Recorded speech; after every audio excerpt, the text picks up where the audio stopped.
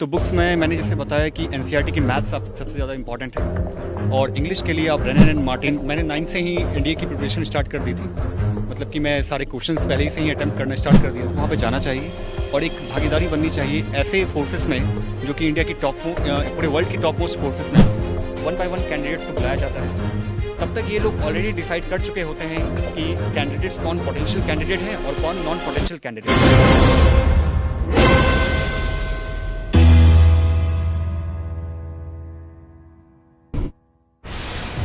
नमस्कार, मैं हूं मनीष। आप देख रहे हैं दी न्यूज़ 9X। दी न्यूज़ 9X की खास पेशकश में आज हमारे साथ प्रणव हैं। प्रणव ने एनडीए निकाला है। आखिर इन्होंने एनडीए कैसे निकाला है और एनडीए की तैयारी कैसे करें, इसके बारे में आज हम प्रणव से जानते हैं। प्रणव, बताइए आपका रैंक कितना था? मेरा रैंक 65 रहा है ऑल ओवर इंडिया में। ऑल ओवर इंडिया में 65 रहा है। आप अपने बारे में कुछ बताइए, आपने कहाँ से पढ़ाई की, बैकग्राउंड के बारे में बताइए। ओके, सबसे पहली बात तो मेरा नाम प्रणव कुमार देव है। मैंने अपना 10th Indian public school Hajda road Gulabbagh से किया है। उसके बाद मैंने अपना 11th 12th DAV public school Chunapur road Purnia से किया है। उसके बाद ही मैंने 9 से ही एनडीए की प्रिपरेशन स्टार्ट कर दी थी, मतलब कि मैं सारे क्वेश्चंस पहले ही से ही अटैम्प्ट करना स्टार्ट कर दिया था। उसके अकॉर्डिंग ही मैं प्रिपेयर कर पा रहा था। हम लोग सिविलियन बैकग्राउंड से बिलोंग करते हैं और ये मेरा तीसरा अटैम्प्ट था जिसमें मैंने 65 रैंक हासिल किया है। मम्मी पापा क्या करते हैं? पापा क्या करते हैं? पापा मेरे मेडिकल स्टाफ हैं और मम्मी मेरी हाउसवाइफ है। एनडीए करने की प्रेरणा कहाँ से मिली थी आपको? सबसे पहली बात कि आर्मी की जितनी भी यूनिट्स को मैं देखता हूँ उससे काफ़ी ज़्यादा इंस्पिरेशन मुझे मिलता है। हमारी आर्मी जो काम करती है उसे देख के ऐसा लगता है कि हम जैसे कई नौजवानों को वहाँ पे जाना चाहिए और एक भागीदारी बननी चाहिए ऐसे फोर्सेस में जो कि इंडिया की पूरे वर्ल्ड की टॉप मोस्ट फोर्सेस में आती है, जिसको कि आप लीड कर सकते हो, आप देश को एक सिक्योरिटी प्रोवाइड कर सकते हो अपने दम पर। इसलिए आप हमें प्रणव ये बताइएगा कि एनडीए की तैयारी का उम्र कितना होता है? सबसे पहली बात कि आप एनडीए 16.5 से 18.5 साल की उम्र के बीच में ही दे सकते हैं और ये ऐसा उम्र होता है जब लोग 11th 12th में होते हैं और ये बेसिकली 12th अपीयरिंग स्टूडेंट और 12th पास स्टूडेंट ही दे सकते हैं, ठीक है। और इसकी प्रिपरेशन के लिए आपको लगभग एनसीईआरटी फॉलो करनी ज़्यादा इंपॉर्टेंट होती है, जो कि एनसीईआरटी हमारी नेशनल के द्वारा इशू की हुई बुक्स होती हैं, वो काफ़ी इंपॉर्टेंट होती हैं। और मैं अपने स्टूडेंट्स या जूनियर से कहूँगा कि वो लोग प्रीवियस ईयर क्वेश्चंस भी बनाएं, जो उनके लिए काफ़ी हेल्पफुल रहेगा। अच्छा, एनडीए की तैयारी करने के लिए जैसे कहा कि 16.5 से 18.5 साल की उम्र के भी है, तो बुक्स कौन कौन सी पढ़नी पड़ेंगी, किताबें चूँकि ज़रूरी हैं? ओके, तो बुक्स में मैंने जैसे बताया कि एनसीईआरटी की मैथ्स सबसे ज़्यादा इंपॉर्टेंट है और इंग्लिश के लिए आप ब्रेनन एंड मार्टिन फॉलो कर सकते हो। अगर आप पार्टिकुलरली एनडीए की हर कोर्सेज़ को आप बनाना चाहते हो उसके लिए पाथ फाइंडर बुक है और आप 20 ईयर्स प्रीवियस ईयर क्वेश्चंस के बुक को बनाओ, ये काफ़ी है अच्छे स्कोर करने के लिए। अच्छा, आपने घर में रह के ये तैयारी की कि बाहर गए थे तैयारी करने के लिए? जी, एक्चुअली मैंने 11th 12th डीवी से की, तो मुझे स्कूल से अच्छा गाइडेंस मिलता रहा। मैंने कोचिंग जो मेरी थी जेई विज़न, जहाँ पे मैं साइड बाय साइड इंजीनियरिंग की भी प्रिपरेशन कर रहा था, चेतन सर की कोचिंग थी, मैं वहाँ पे प्रिपेयर किया हूँ। और बाकी जो मेरा वक्त था वो मैं सेल्फ स्टडी को देता था, जिसकी वजह से मुझे ये लग रहा है कि मैं इस मुकाम तक पहुँच पाया हूँ। अच्छा, 11th 12th में है तो कितने घंटे पढ़ते थे? देखिए, घंटों का पढ़ना इंपॉर्टेंट बिल्कुल नहीं है। ये है बात है कि अगर आप 1 घंटे पढ़ते हो तो आपकी 1 घंटे की प्रोडक्टिविटी है या नहीं है। अगर आप 3 घंटे पढ़ते हो तो आपकी प्रोडक्टिविटी 3 घंटे की होनी चाहिए, ठीक है। तो जितना मुझे लगता था कि मुझे इतना पढ़ने की ज़रूरत है, मैं उसके हिसाब से पढ़ता था। अच्छा, जब आपने एनडीए पास कर लिया है तो एनडीए क्या होता है, हमारे दर्शकों को बताइए, क्योंकि कई लोग एनडीए के बारे में सर्च करते हैं परंतु उनको वो उम्मीद नहीं होती है कि जो वीडियोज़ में मिलनी चाहिए वो चीज़ें नहीं मिलती है। एनडीए के चयन प्रक्रिया से लेकर एनडीए के बारे में थोड़ा थोड़ा बता दीजिए। देखिए, एनडीए का फुल फॉर्म होता है national defence academy. National defence academy 1950s के आसपास इसका इस्टेब्लिशमेंट हुआ था और इसके इस्टेब्लिशमेंट का मेन मकसद ये था कि तीनों सेनाओं को, जो कि आर्मी, एयरफोर्स और नेवी, तीनों सेनाओं के जो ऑफिसर्स होते हैं उनको साथ में ट्रेनिंग दी जाए कुछ सालों तक। तो इसका मेन क्राइटेरिया ये था कि हम 3 साल तक तीनों सेनाओं के जो स्टार्टिंग ऑफिसर्स होंगे उनको हम लोग ग्रेजुएशन कराए एक जगह और उनकी ट्रेनिंग एक साथ हो। तो यहाँ पे काफ़ी कम उम्र में बच्चों को लिया जाता है, जिसके साथ साथ उनकी काफ़ी सारी लीडरशिप स्किल्स को बढ़ाया जाता है। वहाँ पे 3 साल की उनकी कंटिन्यूस ट्रेनिंग होती है ताकि आगे किसी भी फ्रंट पे अगर उन्हें साथ में काम करना पड़े तो कोई दिक्कत ना हो। और ये दुनिया की पहली ऐसी एकेडमी है जिसमें कि तीनों सेनाओं को एक साथ ट्रेन किया जाता है। क्या एग्ज़ाम में इंटरव्यू होता है? जी बिल्कुल, इसमें 5 दिन का इंटरव्यू प्रोसेस होता है, जिसे कि हम लोग एसएसबी इंटरव्यू प्रोसेस कहते हैं। क्या क्या प्रोसेस होता है बताइएगा हमारे दर्शकों अच्छा, अगर आपने रिटर्न क्वालिफाई कर लिया है तो उसके बाद आपको कॉल लेटर आता है, जो कि आपका कॉल लेटर होता है एसएसबी इंटरव्यू का। और वो एसएसबी इंटरव्यू आपके अलग अलग बोर्ड्स में होती है, जैसे कि कुछ इंटरव्यू भोपाल में होती है, कपड़थुला में होती है, इलाहाबाद में होती है, बैंगलोर में होती है, अलग अलग जगह पे होती है। तो मेरी इंटरव्यू इलाहाबाद में थी, भोपाल में भी थी, तो मैं इलाहाबाद की बात बताता हूँ। तो जैसे कि अगर आप इंटरव्यू के लिए जाते हो तो इंटरव्यू 5 दिन का है। उस 5 दिन में आपके 2 स्टेज होते हैं। पहला स्टेज आपका 1 दिन होता है और दूसरा स्टेज आपका 4 दिन का होता है। अगर आप पहला स्टेज पार कर पाते हो तो ही आपको दूसरा स्टेज में जाने का मौका मिलता है। तो जैसे कि पहला स्टेज में हम देखते हैं कि पहला स्टेज में 2 टेस्ट होती हैं। पहला होता है ऑफिसर्स इंटेलिजेंस रेटिंग टेस्ट, जो कि एक रीजनिंग टेस्ट होता है। दूसरा होता है picture perception and description test, जिसमें कि हम लोग पिक्चर हमें दिखाया जाता है, हमें उस पर स्टोरी लिखनी होती है और उस स्टोरी के बेसिस पे हमें ग्रुप डिस्कशन और नरेशन करना पड़ता है। और हमारे सामने काफ़ी सारे कर्नल्स बैठे रहते हैं, ब्रिगेडियर्स रहते हैं, जो कि डिसाइड करते हैं किसको सेकेंड स्टेज में भेजना है और किसको नहीं भेजना है। तो ये उनका डिसीजन होता है और ये वो डिसीजन अपनी ट्रेनिंग के बेसिस पे लेते हैं। एक्चुअली उनको ट्रेन किया जाता है डीआरडीओ के द्वारा। डीआरडीओ उनको 3 साल तक ट्रेन करती है ताकि आप इंटरव्यू ले सकें। जैसे ही हमने पहला स्टेज पार किया इंटरव्यू का। ये डीआरडीओ क्या होता है हमारे दर्शकों को बताइए। DRDO actually defence research and development organisation है, जो कि इंडिया की गवर्नमेंट ऑर्गेनाइजेशन है, जो कि काम करती है डिफेंस रिसर्च पे। मतलब डिफेंस में आप जो भी इंडिजीनियस आप देखते हो कि इंडिया में कुछ बना है, कुछ नया बना है, कुछ नया हथियार बना है, कुछ नया वेपन सिस्टम बना है, कुछ नई इंटरव्यू प्रोसेस आई है, तो वो डीआरडीओ कंडक्ट कर दिए हैं। वो डीआरडीओ हमेशा रिसर्च पे लगी रहती है, तो ये डीआरडीओ का मेन काम है। और जैसे ही आपने पहला स्टेज पार किया, आपका दूसरा दिन से दूसरा स्टेज स्टार्ट हो जाता है।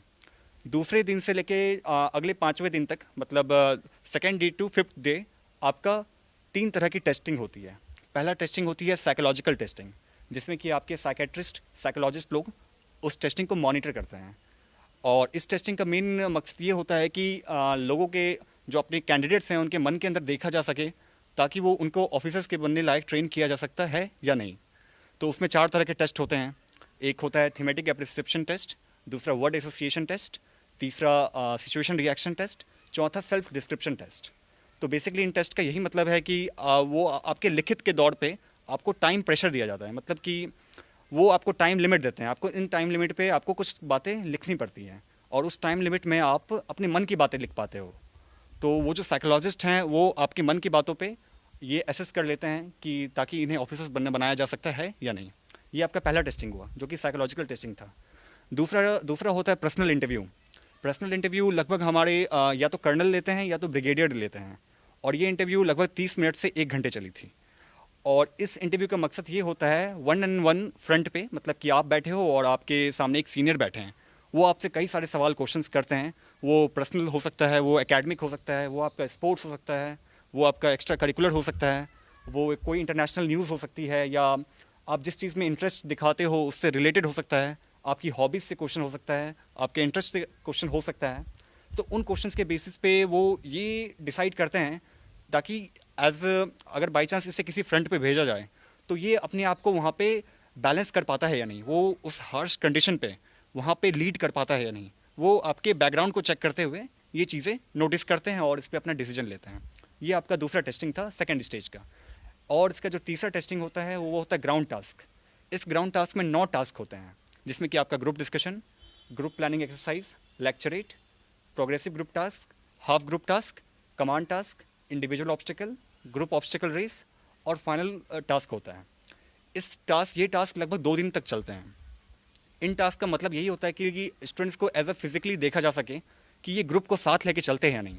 ये ज़्यादातर टास्क इसमें ग्रुप के साथ होती हैं, ताकि वो देखते हैं कि अगर इस लड़के को या इस कैंडिडेट को आर्मी की यूनिट के साथ कहीं भेजा जाए तो ये ग्रुप के साथ ग्रुप को हेल्प करते हुए आगे बढ़ सकता है या नहीं, और ये ग्रुप को लीड कर पाता है या नहीं। तो वो बेसिकली वहाँ पे लीडरशिप स्किल चेक करते हैं, ताकि एक्चुअली जो ये एनडीए है ये ऑफिसर सिलेक्शंस के लिए होती है, और हमारे जो ऑफिसर्स होते हैं उन्हीं का काम होता है जो कि हमारी जो आर्मी है उनको लीड करे, उनको किसी भी फ्रंट पे ले जाए और वहाँ पे जीत हासिल करके आए। तो मेन जो हमारे ग्राउंड टास्क ऑफिसर होते हैं उनका टेस्टिंग 9 दिन का नॉट टेस्टिंग उनका 2 दिन का यही होता है कि वो ये चेक करते हैं कि वो ग्रुप को लीड कर पाता है या नहीं। तो ये आपके चौथे दिन तक ख़त्म हो जाते हैं। 5वां दिन आपका होता है कॉन्फ्रेंस में कमांडेंट, ब्रिगेडियर और भी जो अदर रैंक्स हैं, जैसे कि लेफ्टिनेंट कर्नल रैंक हुई, मेजर रैंक हुई, ये लोग एक सेमी सर्कुलर एरिया में बैठे रहते हैं, वन बाय वन कैंडिडेट्स को बुलाया जाता है। तब तक ये लोग ऑलरेडी डिसाइड कर चुके होते हैं कि कैंडिडेट्स कौन पोटेंशियल कैंडिडेट है और कौन नॉन पोटेंशियल कैंडिडेट है। तो जो पोटेंशियल कैंडिडेट्स हैं उनसे और सवालें की जाती हैं, जो नॉन पोटेंशियल कैंडिडेट हैं उनसे भी सवालें की जाती हैं, बट उन्हें ये आश्वासन दिया जाता है अगर इस बार आपका नहीं हो पाया तो आप अगली बार और कोशिश करके आओ और आप यहाँ पे अपना परचम लहरा सको। उसके बाद कॉन्फ्रेंस सबकी एक एक करके होती हैं इसी तरह, और जैसी कॉन्फ्रेंस कंप्लीट होती है उसके बाद हमारे पास रिज़ल्ट आता है, रिज़ल्ट अनाउंस होता है। रिजल्ट कितने दिनों में आता है? देखिए रिज़ल्ट जो हम लोग बेसिकली कहते हैं ये रिकमेंडेशन हम लोग कहते हैं, ठीक है। अगर आप 5 दिन की इंटरव्यू प्रोसेस पास कर जाते हो तो आप रिकमेंडेड हो। रिकमेंडेड कैंडिडेट्स का फिर मेडिकल होता है, मेडिकल लगभग 7 दिन चलती है। उस मेडिकल के बाद आपका पुलिस वेरिफिकेशन होता है, CID वेरिफिकेशन होती है, इंटेलिजेंस ब्यूरो की वेरिफिकेशन होती है। ये सब वेरिफिकेशन करने में लगभग 2 महीने लग जाते हैं। ये सारी वेरिफिकेशन और मेडिकल्स के प्रोसेस के बाद आपका ये मेरिट लिस्ट आती है। ये जो आपकी मेरिट लिस्ट होती है ये फाइनल रिजल्ट होता है। और ये जो कुछ दिन पहले मेरी मेरिट लिस्ट आई इसमें ये मेरा 65 रैंक था, तो ये मेरी फाइनल रिजल्ट थी, जो कि मैं रिकमेंड ऑलरेडी अप्रैल में हो चुका हूँ, अप्रैल 2021 में, और मेरी जो लिस्ट है वो जुलाई 2021 में आई है। बहुत बारीकी से समझाया। अब ये सिलेबस भी जान लेते हैं, एनडीए का सिलेबस क्या क्या होता है? जी, एनडीए रिटर्न का जो सिलेबस होता है वो काफ़ी वार्स होता है, मतलब काफ़ी फैला हुआ होता है। सबसे पहली बात कि एनडीए का जो आपका पेपर है वो 900 नंबर का होता है। उसमें से 300 नंबर आपका मैथ्स का होता है, ठीक है, जो कि आपका maths 11th 12th basis main होता है। 600 का जो पेपर होता है उसे GAT कहा जाता है, जनरल एबिलिटी टेस्ट कहा जाता है। इसमें आपके काफ़ी सारे सब्जेक्ट्स होते हैं, जैसे कि English, physics, chemistry, biology, history, geography, civics, economics और करंट अफेयर्स। ये आपका पूरा 600 मार्क्स का होता है। तो आपको यहाँ पे मैथ्स पे भी स्कोर करना है अच्छा, और आपको दूसरे पेपर में भी स्कोर करना है। अगर आप दोनों पेपर में कट ऑफ पार कर पाते हो तो ही आपको इंटरव्यू के लिए बुलाया जाएगा। जी, आप हमें ये बताइएगा कि आपने कितने अटेम्प्ट में एनडीए पास किया है?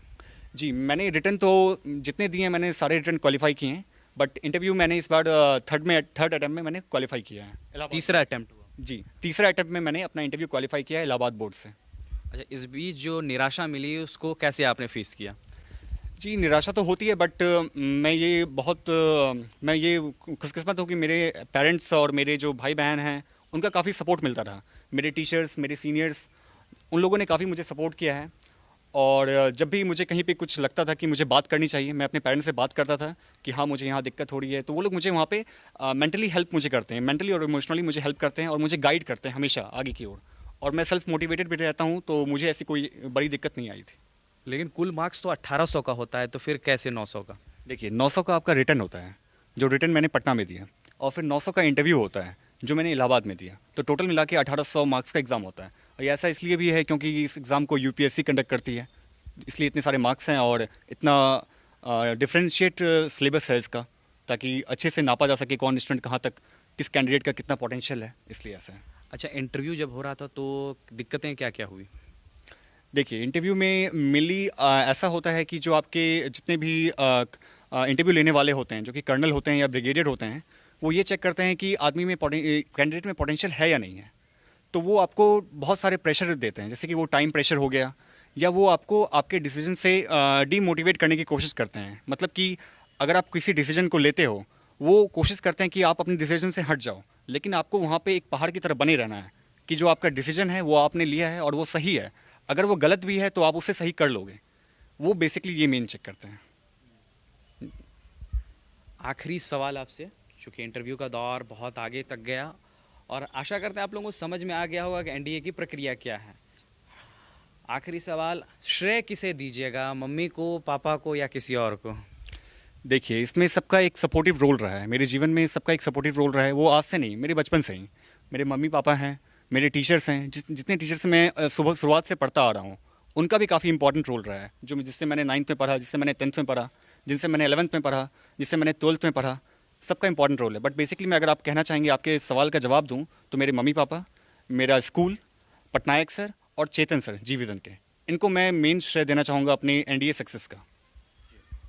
बहुत बहुत शुक्रिया प्रणव जी। आपने हमें अपने बिजी शेड्यूल में समय दिया, क्योंकि आप अब देश सेवा में जा रहे हैं। बहरहाल आप ऐसे ही इंटरव्यूज़ को देखने के लिए हमारे साथ लगातार बने रहें। अगर आप हमारा यह वीडियो फेसबुक पे देख रहे हैं तो हमारा फेसबुक पेज लाइक करें। अगर आप हमारा यह वीडियो यूट्यूब पर देख रहे हैं तो यूट्यूब चैनल दी न्यूज़ 9X को सब्सक्राइब करें। और हाँ, प्रणव का यह इंटरव्यू आपको कैसा लगा, आप हमें कमेंट कर ज़रूर बताएं। शुक्रिया।